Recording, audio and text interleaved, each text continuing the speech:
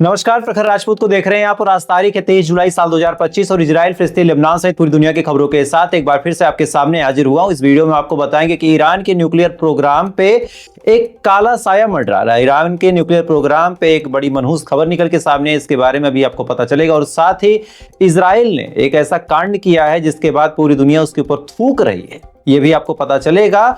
और यमन ने बड़ा ड्रोन हमला करके 5 से 6 इजरायली आर्मी बेसिस को तबाह किया है, ये भी अभी आपको डिटेल में बताऊंगा। और साथ ही अमेरिका ने इजराइल के सपोर्ट में अपने आप को कहां से बाहर कर लिया है, ये खबर भी काफी अहम है। इस वजह से आप लोगों से छोटी सी रिक्वेस्ट है कि वीडियो को लास्ट तक जरूर देखिएगा और साथ ही चैनल पर नए हैं तो लाइक सब्सक्राइब जरूर कर लें। और आप लोगों को इससे पहले की खबरें बताऊं, एक सवाल हमेशा पूछता हूं कि आप लोग इजराइल के पक्ष में या फिलिस्तीन के पक्ष में, आप किसके भी पक्ष में हो, लेकिन कमेंट बॉक्स में दुआ जरूर कर दें। न जाने किसकी दुआ कब कबूल हो जाए। खैर, आप कमेंट करते रहे, तब तक एक करके आपको खबरें बताता हूं। और सबसे पहली खबर जो निकल के सामने आ रही, इससे पता चलता है कि इजराइल और अमेरिका एक दूसरे के कितने क्लोज हैं। दरअसल एक संगठन है जिसका नाम है UNESCO। इस संगठन के बारे में ज्यादातर लोग नहीं जानते, इसी वजह से इसके बारे में थोड़ा सा बता दूं कि एक ऐसा संगठन है जो तो पूरी दुनिया में साइंस, शिक्षा, टेक्नोलॉजी को लेके काम करता है। जैसे UNRAW है, यानी यूनाइटेड नेशन रिलीफ वाला जो पूरा मामला देखता है, जो गाजा में खाना बंटवारा, ठीक वैसा ही UNESCO है। इसका काम पूरी दुनिया के लोगों को तालीम देना है, पूरी दुनिया के लोगों को साइंसदान बनाना है, बाकायदा टेक्नोलॉजी में काम करना है, कहीं कोई दिक्कत हो तो वो मैनेज करना है। तमाम बड़े बड़े देश जिनके पास ताकत है, जिनके पास विज्ञान हो, इससे जुड़े हुए हैं। अमेरिका भी इससे जुड़ा हुआ था, लेकिन आज डोनाल्ड ट्रंप ने इससे अपने आप को बाहर कर लिया और कहा कि अमेरिका भी इसका पार्ट नहीं होगा। जब रीजन पूछा गया तब अमेरिका ने कहा कि दरअसल जो यूनियन है, यानी जो यूनाइटेड नेशन है, वो एंटी इजराइल प्रोपोगेंडा चलाता है, यानी ऐसी बातों को मानता है जो इजराइल के खिलाफ हैं, जो फिलिस्तीन को सपोर्ट करते हैं। दरअसल इसमें क्या हुआ था कि अभी चंद दिन पहले फिलिस्तीनी स्टेट को भी हिस्सा मिला था। जब फिलिस्तीनी स्टेट को हिस्सा मिला, यही बात इजराइल को पसंद नहीं आई।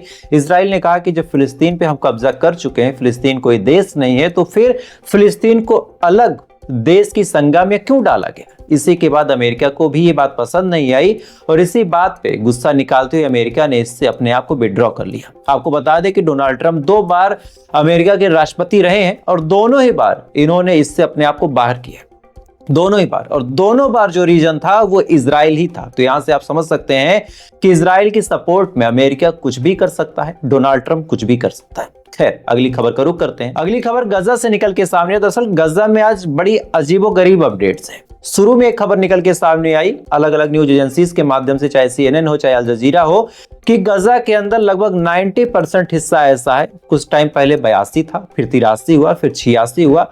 अब जो आंकड़ा है कि 90% हिस्सा गजा का कब्जा किया जा चुका है। 90% जो हिस्सा था उस पे खाली करने के आदेश दिए जा चुके हैं। इसके बारे में भी एक अपडेट निकल के सामने आई थी कि सेंट्रल गजा, जिसपे कभी भी इजराइल ने कोई अटैक नहीं किया था, जिसपे कोई मिसाइल नहीं दागी थी, उस पे भी हमला करने का काम इजराइल ने किया और यहाँ पे बंधकों के होने की सूचना भी मिली थी। अब हमास के हवाले से खबर निकल के सामने आ रही है, इस्लामिक जिहाद के हवाले से भी खबर निकल के सामने आ रही है कि इनका जो कॉन्ट्रैक्ट था, जो इजरायली बंधक थे, इनके पास जो लोग मौजूद थे हमास के और साथ ही इस्लामिक जिहाद के, उन लोगों से कॉन्ट्रैक्ट खत्म हो चुका है, कॉन्ट्रैक्ट टूट गया। इसका मतलब तो यही है कि जिस जगह पे इन लोगों को रखा गया था, जाहिर सी बात है जहां बंधक थे वहां हमास के भी कुछ लोग थे, सिक्योरिटी में कि लोग भाग न जाए या फिर लोगों को कोई दिक्कत न हो, वहां पे शायद इजराइल ने हमला किया और अपने ही लोगों को मार दिया। क्योंकि अब इस्लामिक जिहाद के लोगों का कहना है कि हमारा कॉन्ट्रैक्ट टूट गया है, तो कॉन्ट्रैक्ट कैसे टूटेगा। ऑब्वियस सी बात है, उन लोगों को कुछ ऐसा हुआ है जिस वजह से वो लोग ना ही फोन रिसीव कर रहे हैं, ना ही वहां पे वॉकी टॉकी से बात हो रही, ना ही हॉटलाइन पे बात हो रही, ना ही कोई और जो पेजर सिस्टम है उससे बात हो रही, ना ही टेलीग्राम पे बात हो रही। तो मतलब बड़ा साफ है कि उन लोगों के साथ ऐसा कुछ हुआ है जिस वजह से वो तमाम लोग अब बात करने की स्थिति में नहीं है। तो अगर ये बात सच है तो जाहिर सी बात है कि फिर इजराइल ने अपने ही लोगों को मार दिया, उन लोगों को जिन लोगों के दम पे इजराइल अब तक जंग को खींच रहा था, एक्सेलेरेट कर रहा था। खैर, अगली खबर का रुख करते हैं। अगली खबर भी सेंट्रल गजा से ही निकल के सामने है कि सेंट्रल गजा के अंदर लगातार अलग अलग यूनिट्स के लोग इजराइल के जो थे, जो IDF के जवान थे, वहां पे जाके टफ फाइट कर रहे थे। इसी दौरान अभी जो अपडेट निकल के सामने आ रही है कि जो गोलानी ब्रिगेड की आर्मी वहां पे गई थी, उसको बुरी तरीके से हमास और इस्लामिक जिहाद ने इस कदर नुकसान पहुंचाया कि अभी तक सेवरल इंजर्ड और मल्टीपल डेथ की खबर आ रही है। यानी कई सारे लोग ऐसे हैं जो बुरी तरीके से घायल हैं, कई सारे लोग ऐसे हैं जिनकी मौत हुई है। यानी आईडीएफ वहां गया था लड़ने, लेकिन इस्लामिक जिहाद के लोगों ने सच में उनको ऊपर पहुंचा दिया, जहन्नुम का रास्ता दिखा दिया। अब हालत ऐसे हैं कि सेंट्रल इजराइल में आईडीएफ कदम रखने से भी थरथरा रही है, कांप रही है, क्योंकि वहां पे हमास का अपना एक गढ़ है और वहां पे ऐसा नुकसान पहुंचा रहा हमास कि ये लोग बस एयर स्ट्राइक ही कर सकते हैं, और जब एयर स्ट्राइक करते हैं तो इनके अपने लोग भी मारे जाते हैं। खैर, अगली खबर का रुख करते हैं। अगली खबर निकल के सामने आ रही है कि यूएस के इनवॉय यानी यूएस के जो राजदूत हैं हकबी, ये इजराइल के राजदूत हैं, ये बाकायदा अब फिलिस्तीन के अथॉरिटी और इस्लामिक जिहाद और हमास के लोगों से आमने सामने की बातचीत करने जा रहे हैं। दरअसल जो मुद्दा है वो मुद्दा बड़ा साफ है कि अब तक इजराइल की आर्मी यानी आईडीएफ ही वहां पे तोड़फोड़ मचाती थी। अब तक इजराइल की जो सेना है आईडीएफ, वो बुजदिल सेना जो मजलूमों को मार के अपने आप को शेर समझती है, वही आईडीएफ जो मजलूमों को मार के बहादुरी की कसीदे पढ़ती है, अब आईडीएफ के अलावा जो इजरायली सेटलर्स हैं वो भी लोगों को टारगेट कर रहे हैं, उनको नुकसान पहुंचा रहे हैं। तो अब यूएस के जो इनवॉय हैं, इनका कहना है कि हम अब बातचीत करेंगे और ऐसी हरकतों पे रोक लगाएंगे। अब आप ताज्जुब की बात सोचिए, मैंने अभी आपको 2 मिनट पहले पहली खबर बताई। पहली खबर में क्या था कि 90% गाजा का हिस्सा कब्जा हो चुका। अब जब 90% गाजा का हिस्सा कब्जा हो चुका, तब ये लोग बातचीत करेंगे। तब ये कह रहे हैं कि अब हम इजराइल को समझाएंगे। अच्छा, ये नहीं कह रहे हैं कि हम समझाएंगे तो हम इजराइल से बातचीत करेंगे। ये लोग बातचीत किससे करेंगे? फिलिस्तीन से। यहीं से दोगलेपन का पता चलता है। खैर, अगली खबर सीरिया से निकल के सामने है। दरअसल आपको याद होगा सीरिया के अंदर, ये खबर बहुत हाईलाइटेड है, ज्यादा डिटेल में नहीं बताऊंगा। सीरिया के अंदर लगातार जो स्वेदा जगह थी जहां पे ड्रूज कम्युनिटी थी, जहां पे इजराइल एयर स्ट्राइक कर रहा था। इजराइल जहां भी एयर स्ट्राइक करता है, सबसे दुख भरी खबर ये होती है कि वहां पे घर जरूर तबाह होते हैं, वहां पे लोग बेघर होते हैं, उनके वालिद वालिदैन मारे जाते हैं, बच्चे शहीद किए जाते हैं। सेम सिचुएशन स्वेदा में लगभग 3500 परिवार ऐसे हैं जिनके घरों को तबाह कर दिया इजराइल ने। 3500 करीब परिवार ऐसे हैं जिनका गांव उजड़ गया, जिनकी खेती चली गई। अब इन लोगों को खाना पानी कौन खिलाएगा, कौन मदद करेगा? यूएन खामोश, यूएस खामोश, इजराइल का कोई लेना देना नहीं, सीरिया की गवर्नमेंट खामोश। अब फाइनली तुर्की ने बड़ा स्टेप लेते हुए कहा कि हम इन 3500 लोगों को खाना खिलाएंगे, और बाकायदा तुर्की ने मदद भेजी। अब यहाँ पे एक चीज आप सोचिए, मदद भेजने से अच्छा था शुरुआत में अगर कुछ कर लेते तो ये 3500 लोग जो है ये बेघर ही नहीं होते। अब यही कहावत मुझे याद आती है कि आवाम यूं मजदूरों पे एहसान करती है, पहले आंखें छीनती है फिर चश्मे दान करती है। तो यहाँ पे पहले इनको मरने दिया गया और अब तुर्की मदद का फरिश्ता बन के आया। तो क्या ही कहा जाए। बहरहाल यहाँ पे इजराइल की भी आप दरिंदगी देखिए कि 3500 लोग अब सीरिया में भी ऐसे हैं जो इजराइल की वजह से बेघर है। तो क्या ही कहा जाए।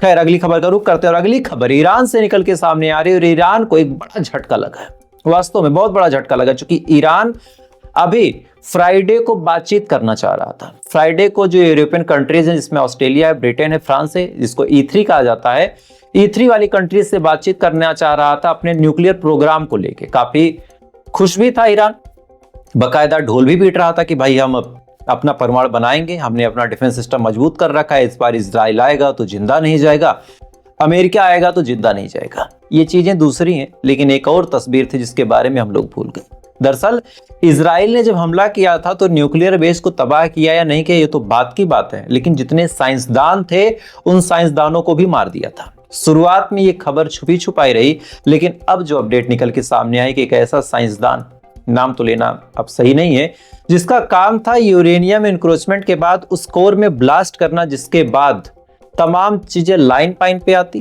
तमाम चीजें पटरी पे आती और न्यूक्लियर फ्यूजन होना शुरू होता। यानी एक तरह से आग लगाने के लिए जो माचिस जलाता वो यही साइंसदान था, और इसको भी मारने का काम इजराइल ने कर दिया। तो जब इजराइल ने इसको मार दिया तो फ्रांस भले ही मदद कर दे, फ्रांस भले ही टेक्नोलॉजी दे दे, लेकिन अब जब अपना खुद का साइंसदान नहीं है तो चीजें कहीं ना कहीं मुश्किल है। तो ईरान के लिए एक बड़ा झटका है। और एक चीज आप जानिए, पत्रकारिता में अक्सर लोग चाटुकारिता करते हैं और वो चीजें नहीं चाहिए। आप सही को सही कहें, गलत को गलत कहें, लेकिन अगर आपके अपने को भी नुकसान हो तो वो खबर आपको दिखानी चाहिए। ईरान को इतना बड़ा नुकसान हुआ है और मेरा दावा है ज्यादातर न्यूज चैनल आपको खुश करने के लिए ईरान के इस नुकसान को नहीं बताएंगे। उनको पता ही नहीं कि खबरों को छुपा के, आपको गुमराह करके अपने लिए भी वो जहन्नुम का रास्ता खोल लें। कभी भी किसी को झूठी खबर नहीं बतानी चाहिए। झूठ बोलना सबसे बड़ा गुनाह है। खैर, एक और खबर जो यमन से निकल के सामने आ रही, यमन के हुतीस ग्रुप के जो प्रवक्ता है उन्होंने एक बड़ा ऐलान किया है।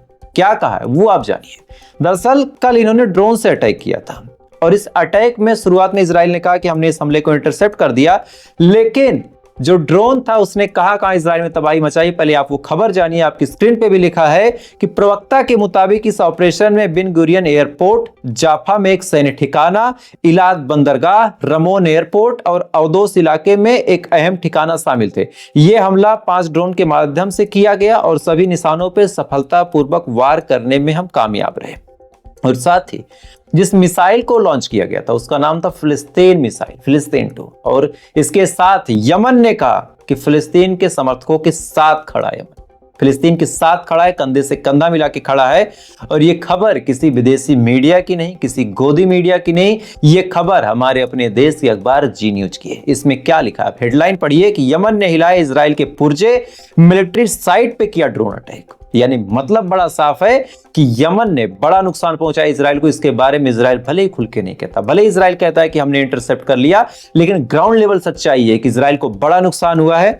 और ये खबर अपने देश में भी छपी, यमन के जो हूतीस ग्रुप के प्रवक्ता है यासार, उन्होंने भी बताया। और साथ ही धीरे धीरे अलग अलग न्यूज एजेंसी में भी इस वीडियोस की क्लिप चलने, जिस हिसाब से मिसाइलें मारा था इजराइल के ऊपर यमन ने, जिस हिसाब से ड्रोन मारा था, सोचिए 5 ड्रोन मारा और 5 के 5 ड्रोन ऐसे थे जो 5 अलग अलग जगहों पे जाके हिट करते हैं, अलग अलग जगहों पे जाके नुकसान पहुंचाते हैं। तो फिर क्या ही कहा जाए। खैर, तो आज की ये बड़ी खबरें थे। इन खबरों के बारे में आपकी क्या राय है कमेंट जरूर कीजिएगा। वीडियो अच्छा लगा और लाइक सब्सक्राइब करके अपना प्यार दे सकते हैं।